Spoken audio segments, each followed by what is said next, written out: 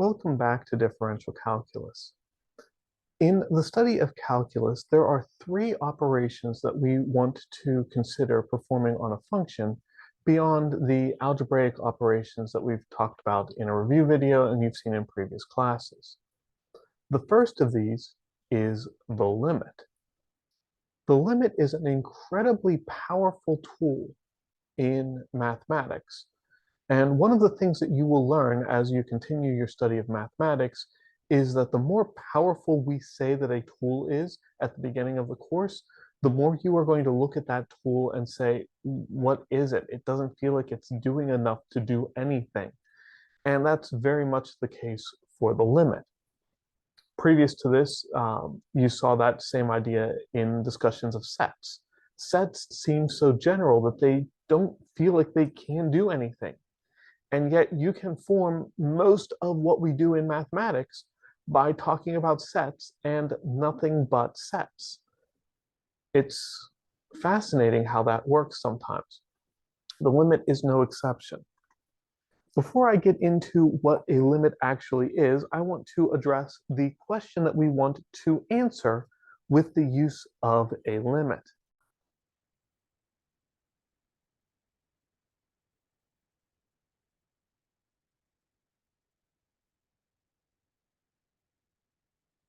And that is the idea of a continuous function.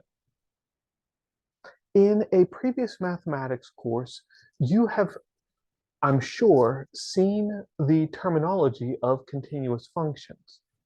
The definition that you were given for a continuous function may have taken a form like a continuous function has a graph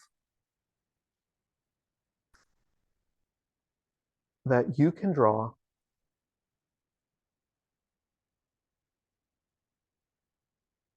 without lifting your pen. If that feels familiar to you, then you're in a pretty good place. If that feels kind of vague and hand-waving to you, you're also in a pretty good place. The entire point of today's lesson is to show that this is a vague and hand-waving way of describing continuity of a function. But before I get into the details of this, let's take a quick look at a couple of functions. So if I sketch out some quick x and y axes, and I draw a curve that looks something like that, this is a continuous function. It, in this case, continues onward indefinitely. You can draw the whole thing in one pen stroke without having to worry about much of anything at all. That happens to be a cubic function. That part doesn't really matter. Some of the things that you have seen that have caused a function to not be a function or not to be a continuous function, you've probably dealt with rational functions and the trigonometric functions that have the vertical asymptotes as well.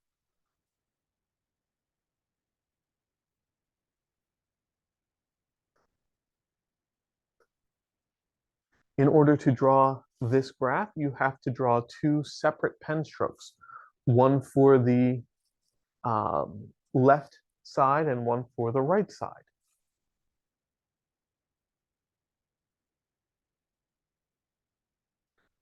Because you have to lift your pen in the middle of drawing this, the function is not continuous. The example I'm going to work with the most in this course, the place where it's easiest to see where things start to go awry if you make your definitions too simple, is some sort of a piecewise defined function, where you have a bit that's doing one thing, and then you jump to another bit that is doing something else, and maybe at the end of that, you jump to another bit that is doing yet another thing. The fact that these bits jump about, you cannot draw this with a single pen stroke. You have to draw one part, then another part, then another part. If we're careful, we can set it up so that everything connects nicely, but we can't always be careful. So those are the ideas that we are trying to figure out.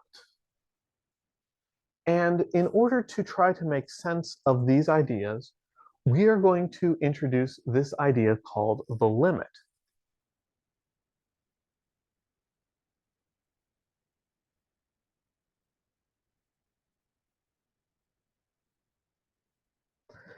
And we are going to use about the most cumbersome notation I can come up with in order to describe the limit.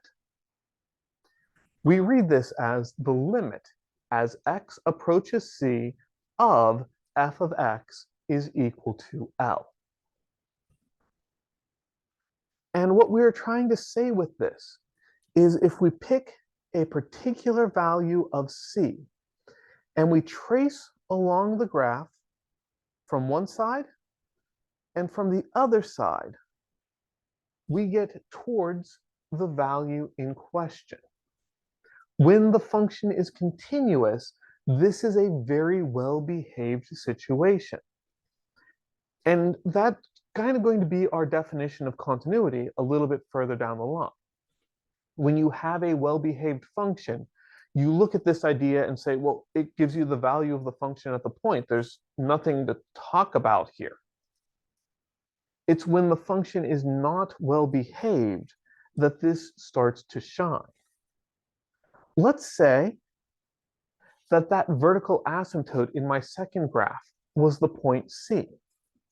Well, traveling along the function on this branch, I get something in the vicinity of infinity. Traveling along this branch, I get something in the vicinity of negative infinity, and those are not the same thing. And so that's a sign that something is going wrong. The limit does not behave nicely at that point. The same thing when you talk about the piecewise function here. If I put that point C there at the break, the piece on the left is going up to a positive value. The piece on the right is going downward to a negative value. It doesn't seem to behave very well. Right. So when the function is well behaved, the limit is going to be well behaved. When the function is particularly broken at that point, like we see in the graph here and here, the limit is going to be kind of broken at that point. All right. So in that first one, if I define that vertical point as L, this is the point C comma L, the limit as x approaches C of f of x is equal to L, that works fine. In the other two,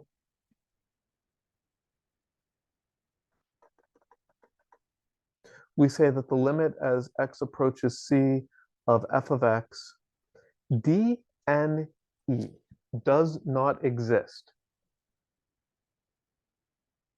The idea that a limit does not exist is subtly but significantly different from saying that the limit is undefined or that the function is undefined.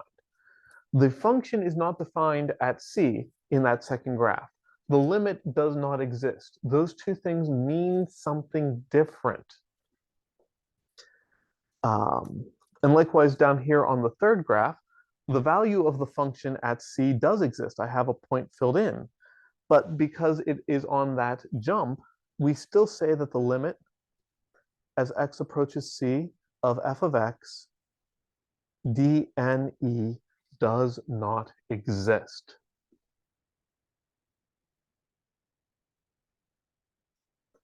All right, let's take a look at one more graph.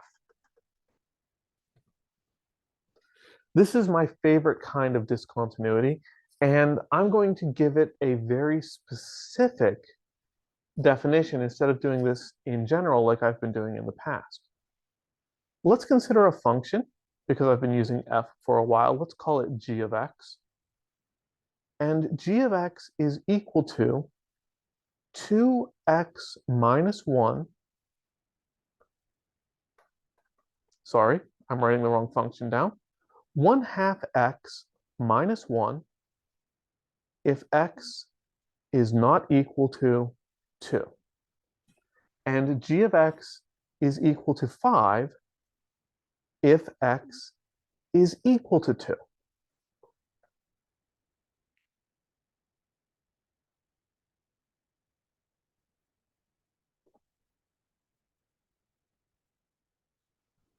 We can graph this function pretty easily.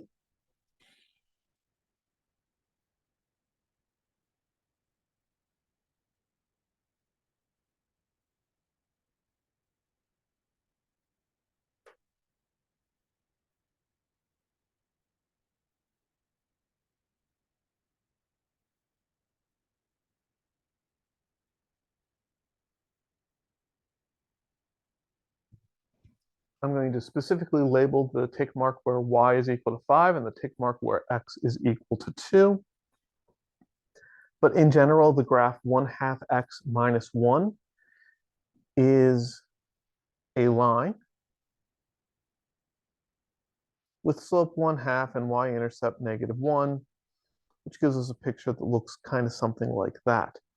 And notice that I have that open circle at 2, 0. When x is equal to 2, the function does not follow this. So there is a break in the graph. We denote that break with that open circle.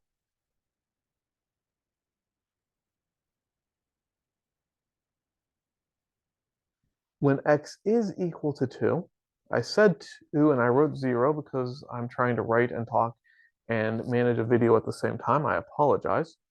When x is equal to 2, the value of this function is 5. And so we can say pretty quickly that g of 2 is equal to 5. That makes sense. But watch what happens with the limit. The limit as x approaches 2 of g of x. Well, if I approach from the left, I follow along this line, and I'm making my way towards y equals 0. If I follow along from the right, I am following along this line, and I'm making my way towards y equals 0.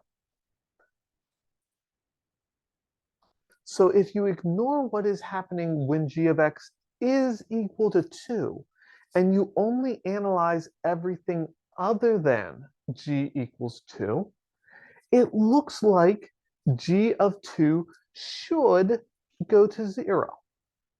And that's what the limit is telling us. Right? These are the kinds of conditions where talking about a limit starts to show some value. When you have a function that seems so well behaved, but then there's this one point that goes off at random, well, that really makes a mess of things. The limit is a tool we can use to avoid the really makes a mess of things situation. The limit also will allow us to deal with a couple of other related situations to this. Let me show you another function that is incredibly similar to this one.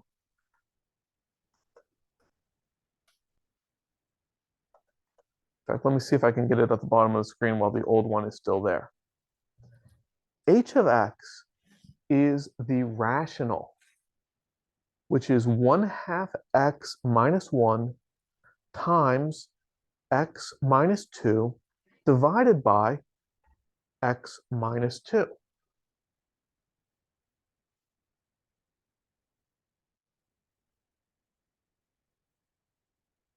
Do you see how that's related to the function that we just graphed?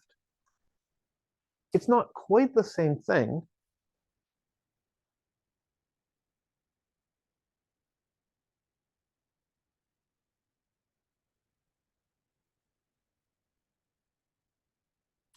If I try to plug in x equals 2, I will get something divided by 0, which is undefined.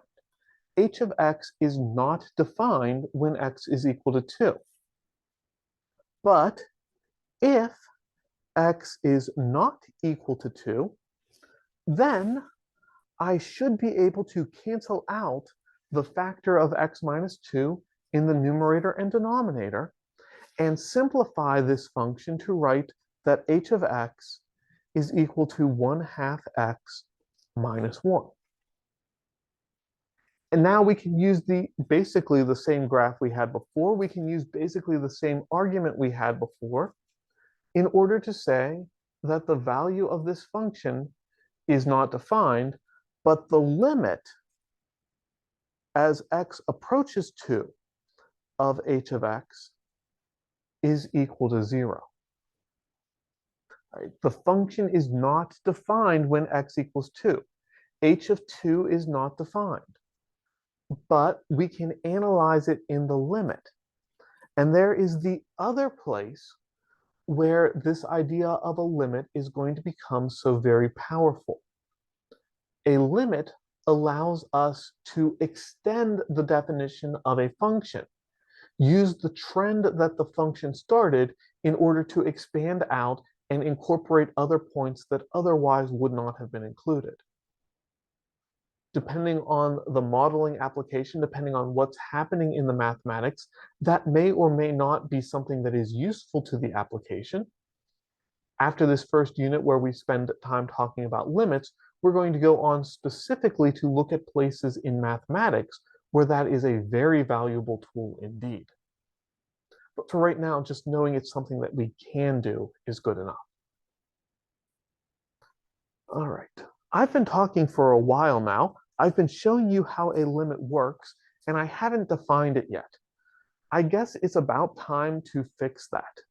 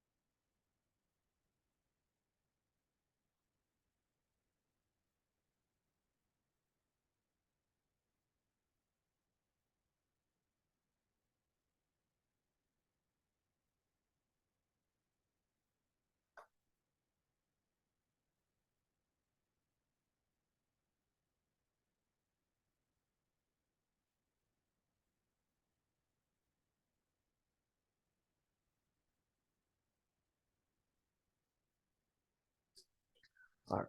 Here's the definition of a limit. We say that the limit as x approaches c of f of x is equal to L. And I just realized I forgot something important. For real valued function f, right? We need to have our function f mapping from the real numbers to the real numbers, which you can say symbolically, or you can say real valued function f. Those things are taken to be synonymous in this course. Right, so for a real valued function f, and we are going to always assume that I'm going to do my best to always point that out as well, because those of you who move onward get to talk about functions that are not real valued functions, and we'll have a slightly different definition of a limit in other cases. All right, but for real valued functions, we say that the limit of x as x approaches c is equal to L. IFF, I've mentioned that abbreviation before. It stands for if and only if. It is a very common abbreviation in mathematics. For any epsilon, oops, I want my white pen. All right, this kind of backwards 3 looking thing is the Greek letter epsilon. We use epsilon very frequently in calculus to represent I need a small number. And for any epsilon greater than 0, there exists a delta greater than 0, such that the absolute value of f of x minus L is less than epsilon. This is why we spent the time talking about absolute value inequalities. absolute value of f of x minus L less than epsilon means that the distance between the value of the function and the limit value L has to be smaller than epsilon. For each x where 0 is less than absolute value of x minus c is less than delta, and if you ignore that 0 part at the beginning, the rest of this follows the same idea. The distance between the particular x and the limit value, the limit point c, has to be smaller than delta. We're also putting in this 0, and that simply tells us that we are ignoring the case where x is equal to c. We have to throw that case out.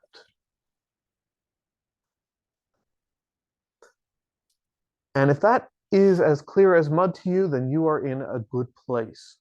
Let's try to make that a little bit more clear.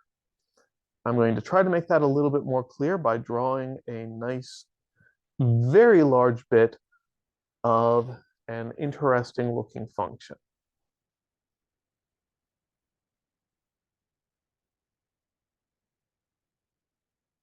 All right, there's an interesting looking function. Let's pick my limit point C, and if you look at this graph, it looks like the limit value should be about there. I drew this graph in such a way that it looks like it is continuous, and continuous functions are very well behaved around limits. The definition of the limit is telling us that from this point L, we can go up or down by a distance of epsilon for any positive number epsilon. And when we do that, we get this vertical window. And what I want you to notice is that the function escapes this vertical window at these 2 points. I need to pick the smaller of the horizontal distances.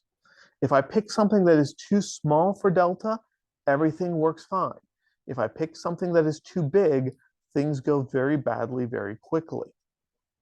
All right, so let's pick that distance as delta, and I'll draw a couple of vertical lines. And yeah, let's just draw those as solid lines. That'll make it easier to see what's happening.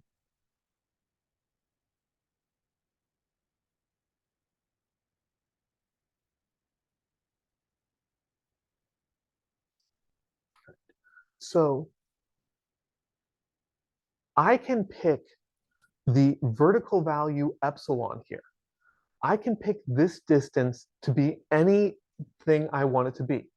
Any distance above my limit point, and then mirror that exact same distance below the limit point. The definition of the limit says that if that is in fact the limit value, there must be a value of delta that works. If there is a value of delta that works, any smaller value of delta will also work, which is very convenient for us. And when we draw those in, we draw the upper limit and the lower limit represented by epsilon.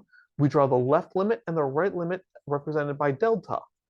The graph of the function can exit on the left side of the rectangle that results. It can exit on the right side of the rectangle that results. And I think from your perspective, I just pointed at those backwards, but that's okay. It can escape from the sides of the box. It cannot escape from the top or the bottom. If it is possible to draw the box so that the function escapes from the sides, then the limit works out. If it is not possible, then the limit does not exist. That's what the formal definition of the limit is telling us. Let me draw one more example so you can see what a limit does not exist looks like, and then we'll talk about why we're not going to really do too much with this beyond that.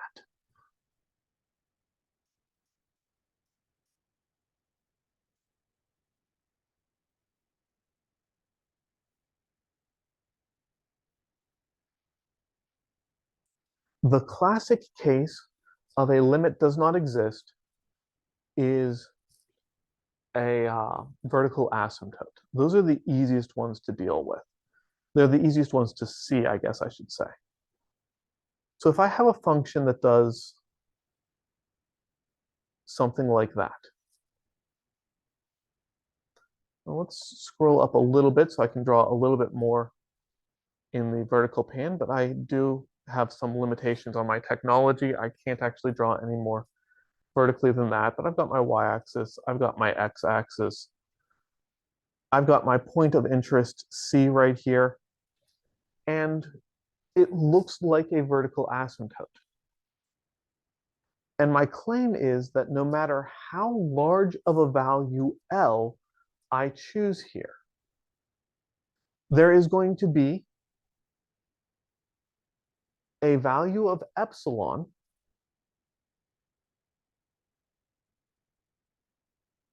such that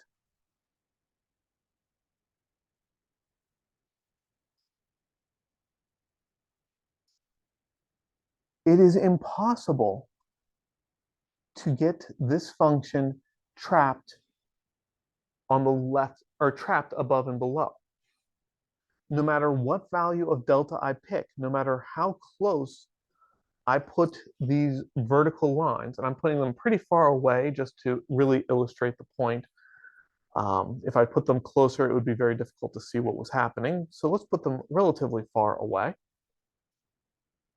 And you can put them close enough that the bottom trails here go out the side. That's not too difficult. The problem is that you can never get them so close that the top exits on the side. Either the top will go out the top, or you won't have the function inside the box at all. There's no way to get it to work. There's no way to trap this function vertically inside a box near this point that we know from a previous mathematics course should form a vertical asymptote. That's what the picture looks like when the limit does not exist. That's how the definition of the limit is going to behave.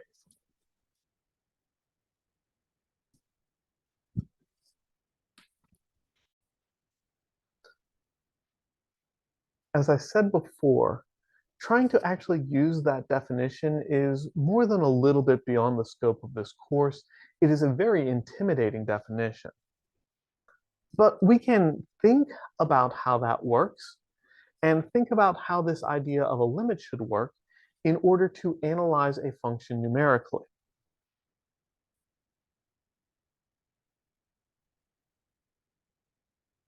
I'm going to look at the function f of x equals sine x over x.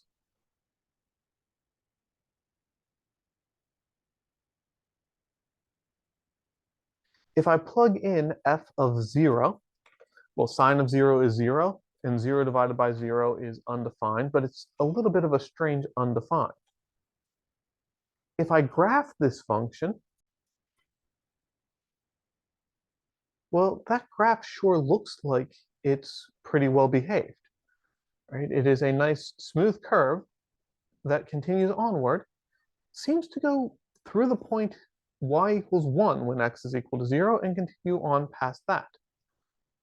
If I get my head out of the way and I try to use the trace feature on Desmos, you will see that if I get, let's see if I can manage it, if I have the dexterity.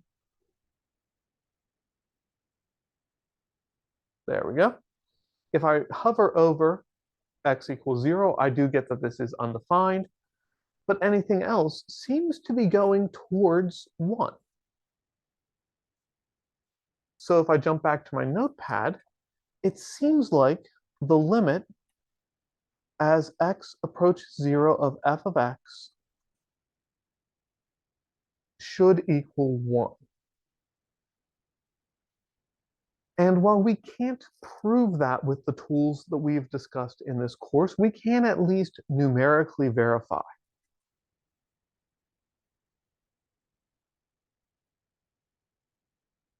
I can pick values for x that are relatively close to 1.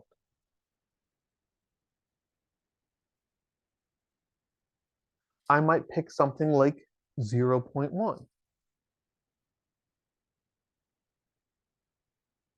Or I might go on the negative path and take x equals negative 0.1. Plug those into a calculator. Remember, we're always thinking about trig using radians, not degrees. So make sure your calculator is in radian mode to get the same values I'm getting out. But you plug in x equals positive 0.1, you get something that starts 0.998. You plug in x equals negative 0.1, you also get 0.998.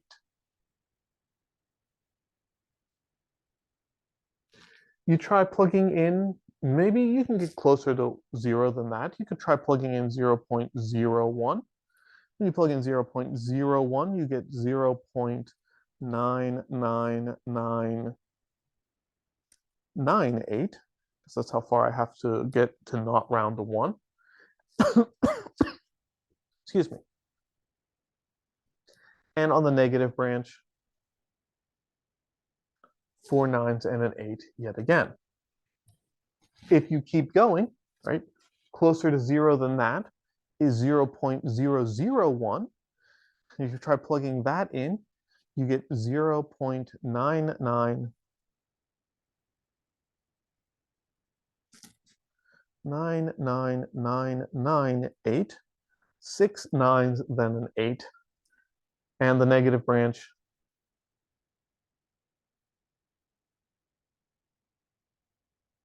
will give you the same value.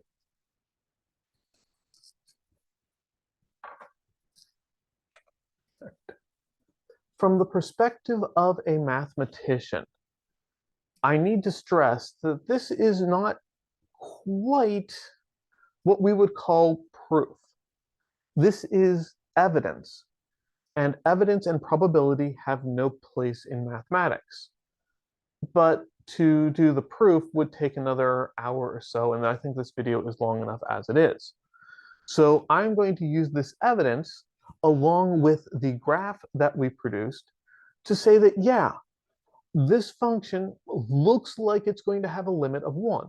I believe it when you claim that the limit on this function as x equals 0 is 1.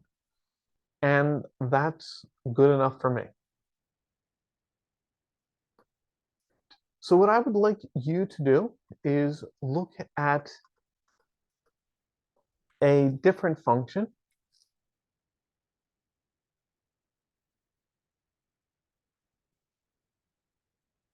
F of x equals 1 over x.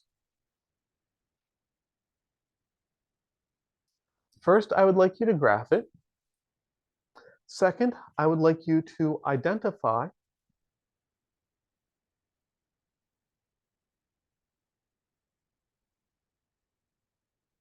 the discontinuity using your ideas of discontinuity that you learned in previous courses. Then I would like you to predict if the limit has a value or does not exist. And finally,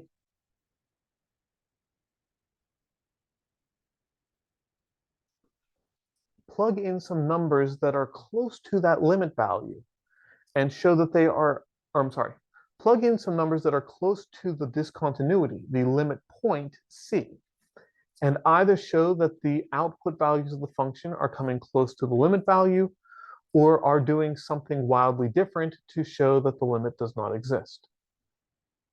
Right? Take a couple of minutes to play around with that one, and I'll see you in the next video.